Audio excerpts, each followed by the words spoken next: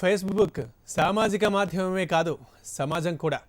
సమాజంలో జరిగినట్లే అన్నీ అక్కడ జరుగుతుంటాయి. రాయలసీమ అబ్బాయికి కోనసీమ అమ్మాయిని పరిచయం చేసింది. అయితే వారిద్దరూ పుట్టు మూగా చెవిటివారు కావడం విశేషం.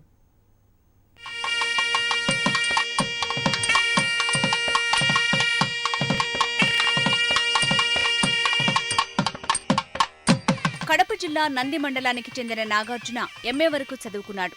కంప్యూటర్ ఆపరేటర్గా జాబ్ చేస్తున్నాడు. ఇక అనంతలక్ష్మి భవాని స్వగ్రామం తూర్పుగోదావరి జిల్లా చౌడవరం. తను కూడా డిగ్రీ వరకు చదువుకుంది. ఈ ఇద్దరూ పుట్టు మూగా చెవిటివారు. ఫేస్బుక్లో అనుకోకుండా కలిశారు. అక్కడి నుంచి మొదలైన పరిచయం ప్రేమగా మారి పెళ్లికి దారితీసింది.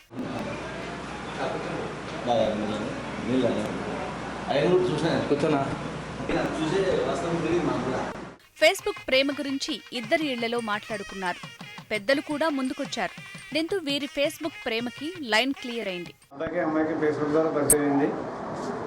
ఒక వారం రోజులు 5 రోజులు వాళ్ళిద్దరు కింద మీద పడిద్దరు మా దాకా వచ్చారు.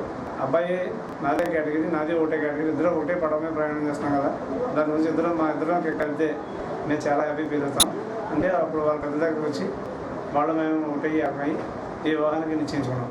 వేంపల్లి కళ్యాణ మండపంలో ఇద్దరి పెళ్లి అంగరంగ వైభవంగా జరిగింది. వీరి పెళ్లికి హాజరైన స్నేహితుల్లో బధిరులే ఎక్కువగా ఉండటం విశేషం.